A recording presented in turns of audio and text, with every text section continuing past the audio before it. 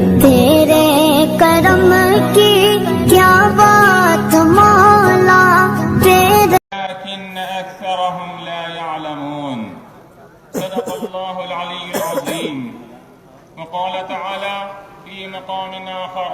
في شان حبيبه الكريم: إن الله وملائكته يصلون على النبي يا أيها الذين آمنوا صلوا عليه وسلموا تسليما.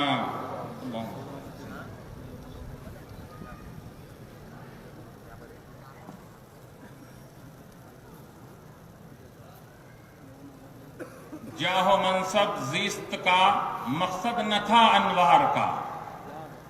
جاہ و منصب زیست کا مقصد نہ تھا انوار کا، حب نبی حب خدا مقصد رہا انوار کا. عزت مآب حضرت امیر جامعہ صاحب قبلہ مد ظلہ و تقدس مآب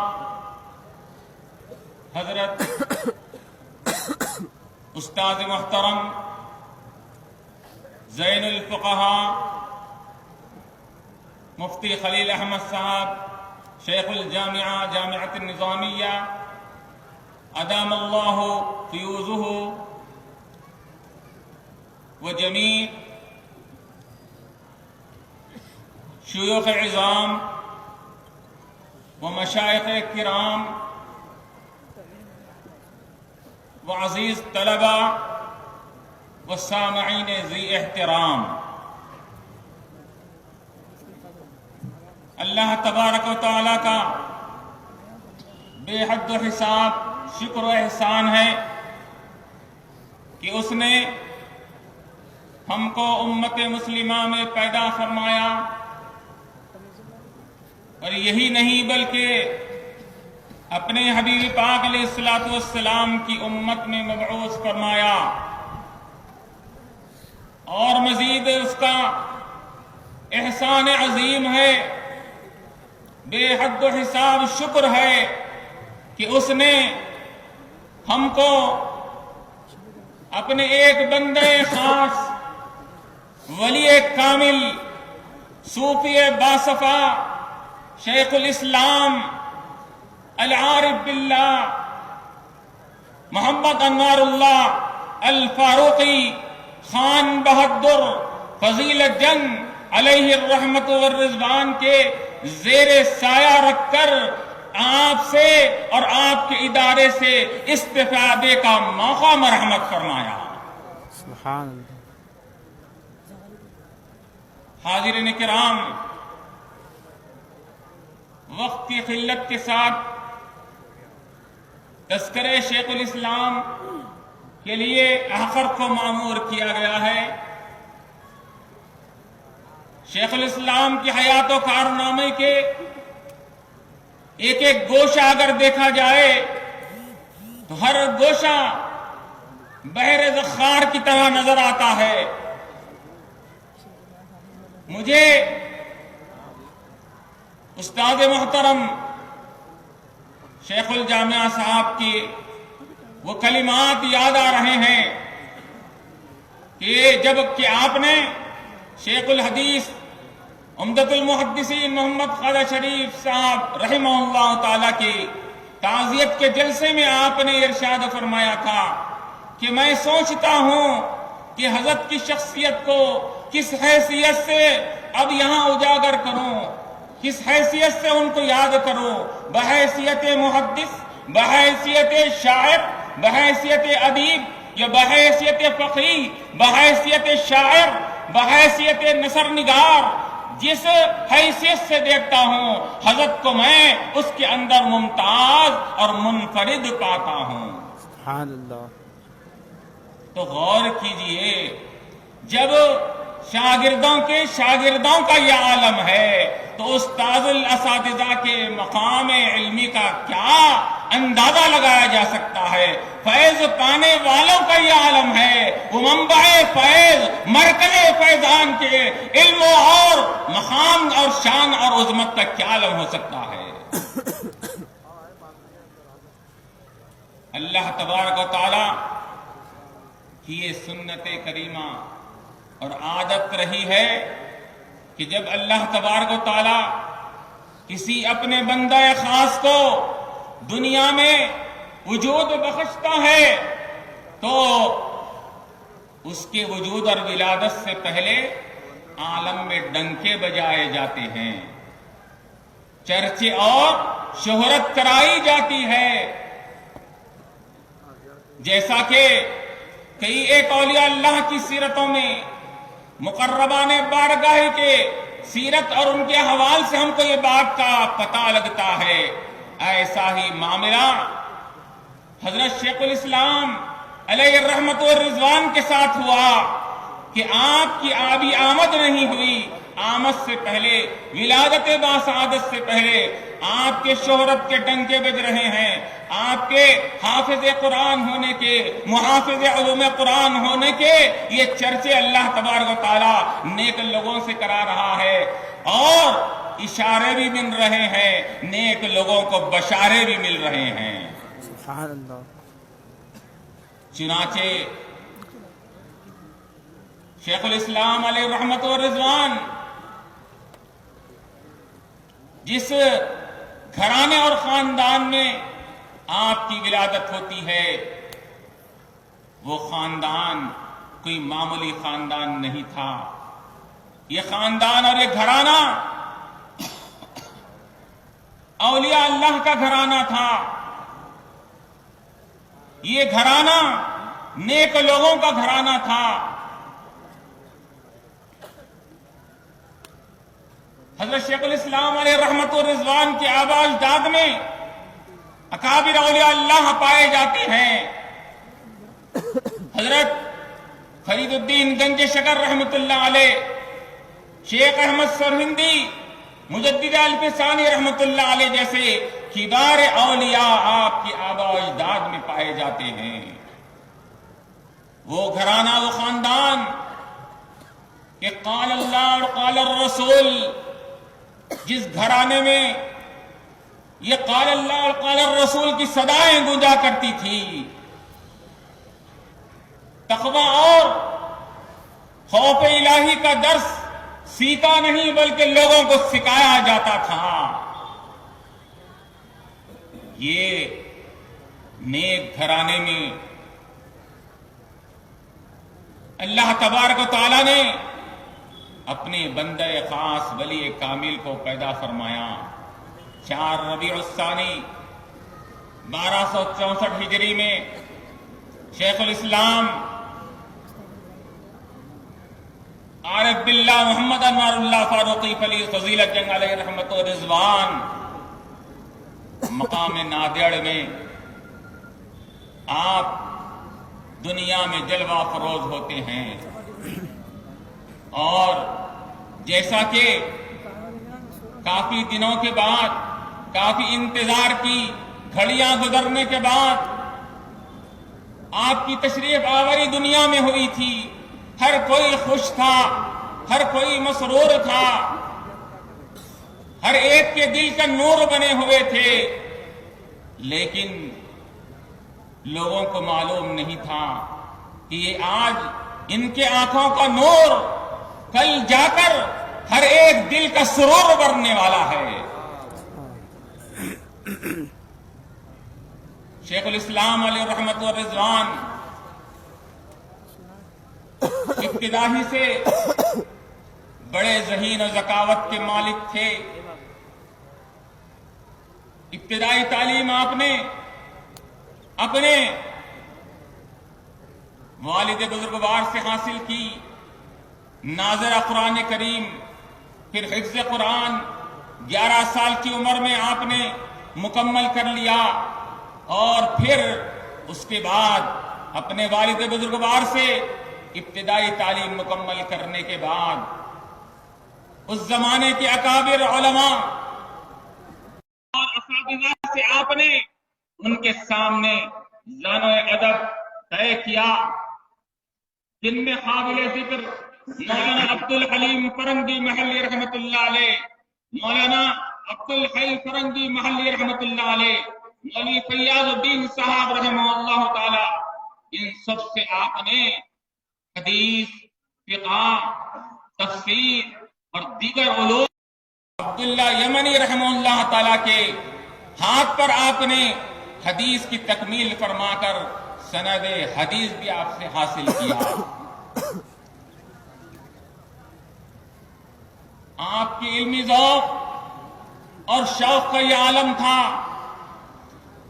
کہ آپ اپنے استاد محترم عبدالحی رحمت اللہ علیہ کے مکان پر، جو کافی دور تھا، پیدل آپ اپنے گھر سے روانہ ہوتے تھے اور وقت سے پہلے وہاں پر موجود رہا کرتے تھے، اور اگر وہاں پہنچنے کے بعد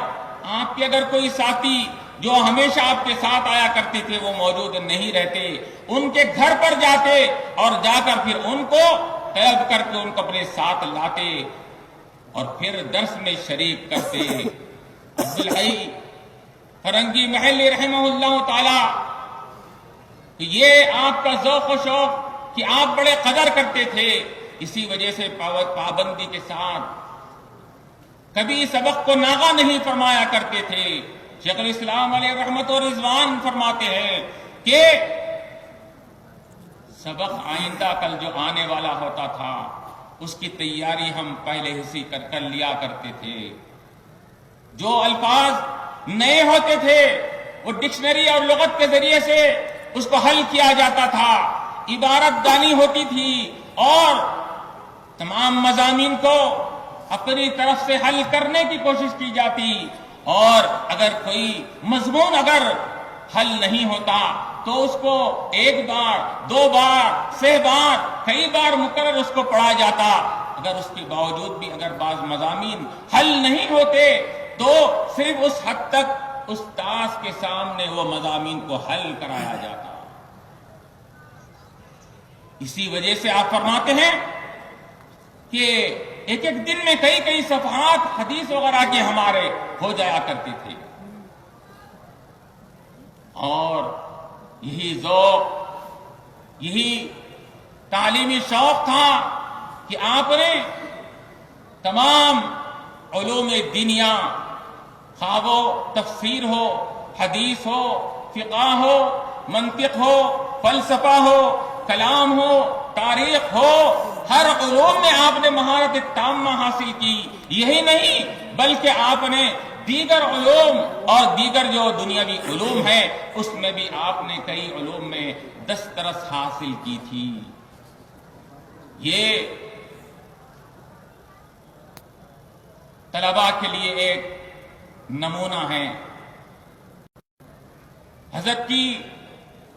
اس گوشے کے اندر کہ طلباء کو یہ اپنا نمونہ بتا رہے ہیں کہ سبق سے پہلے سبق کی تیاری کرنی چاہیے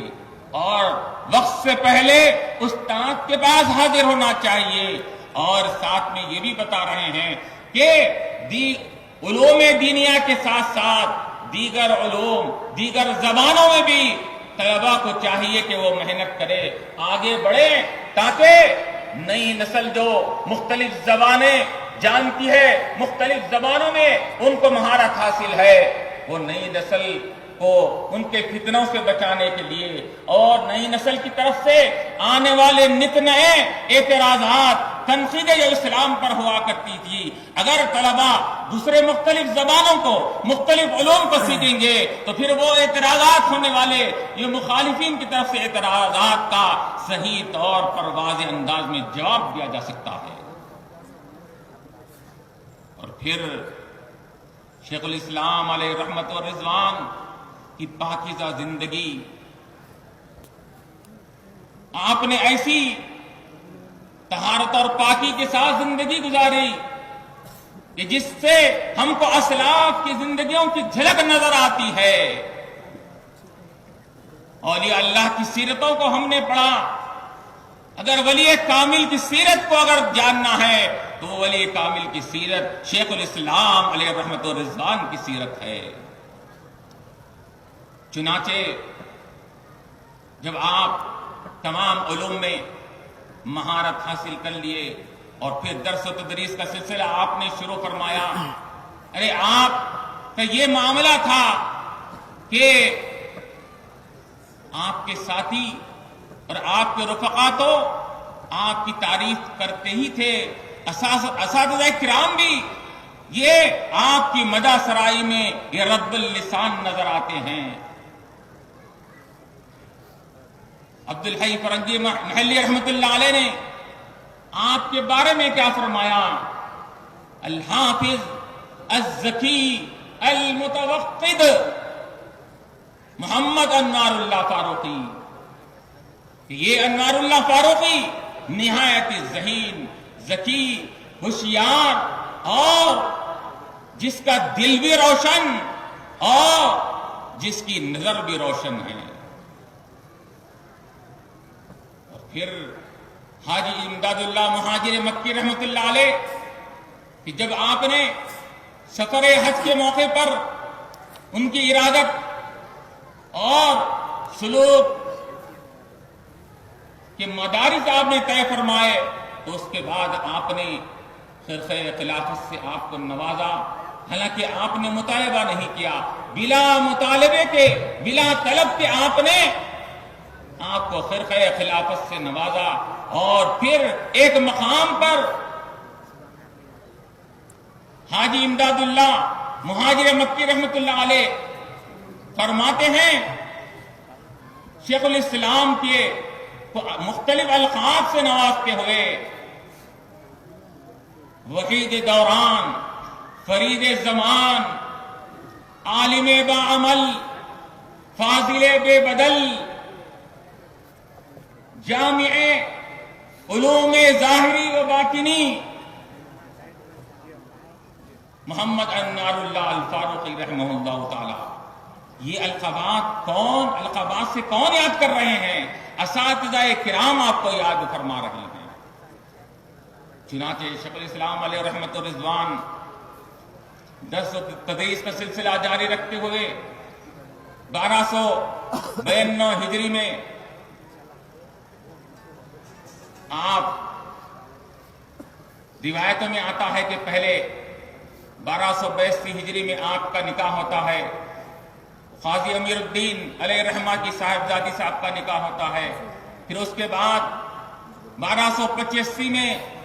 محکمہ مالگزاری میں آپ کو خلاصہ نویسی کے اوپر یہ خدمت پر مامور کیا جاتا ہے۔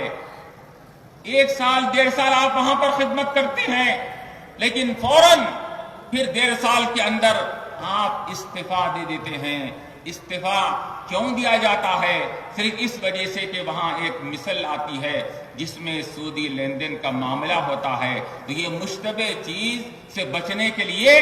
آپ استعفیٰ دے دیتے ہیں۔ اور حالانکہ اس وقت اہل و عیال بھی ہے، گھر والوں کی ذمہ داری ہے، لیکن آپ نے وَمَن يَتَّقِ اللَّهَ يَجْعَل لَّهُ مَخْرَجًا یہ پیش نظر رکھ کر آپ نے اس ذمہ داری کو، اس ملازمت کو سے سبکدوشی حاصل کر لی اور پھر درس و تدریس میں مشغول ہو گئے۔ اور پھر اللہ تبارک و تعالیٰ نے یہ معاملہ فرمایا کہ چند سال گزرنے کے بعد اللہ تبارک و تعالیٰ نے آپ کو بڑی ہی عزت اور افتخار کے ساتھ بڑے بڑے عہدوں پر فائز کیا، اور وَيَرْزُقُهُ مِنْ حَيْثُ لَا يَحْتَسِبُ کی یہ زندہ مثال آپ کی زندگی میں پائی جاتی ہے۔ یہ معاملہ پھر اس کے بعد 1292 ہجری میں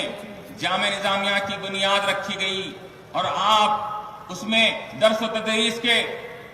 میں مصروف اور مشغول ہو گئے، اور 1294 میں آپ سب سے پہلے سفر حج آپ نے کیا، اور پھر وہاں پر سفر حج کے موقع پر وہاں حاجی امداد اللہ مہاجر مکی رحمت اللہ علیہ سے تجدید بیعت، اور اس کے بعد حضرت نے آپ کو خلافت سے بھی نوازا۔ اور پھر وہاں سے جب تشریف لاتے ہیں تو 1285 ہجری میں آپ کو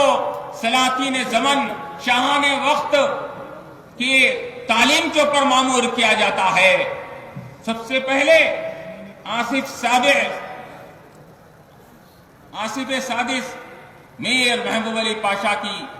یہ تعلیم آپ کی سپرد کی جاتی ہے۔ پھر اس کے بعد میر عثمان علی پاشا اعلی حضرت کی تعلیم پر آپ مامور ہوتے ہیں، اور پہلے تو آپ یہ خدمت سے انکار کرتے ہیں، لیکن آپ کے ساتھیوں کی اصرار کے اوپر آپ اس خدمت کو یہ قبول کر لیتے ہیں، یہ سوچ کے کہ اگر میں یہ شاہان وقت کی اصلاح کروں گا، ان کی تربیت کروں گا، تو یہ شاہان وقت کی جب تربیت ہو جائے گی تو اس تربیت کی وجہ سے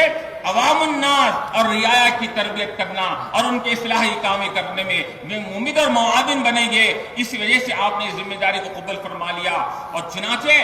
ان کے ساتھ رہ کر اور ان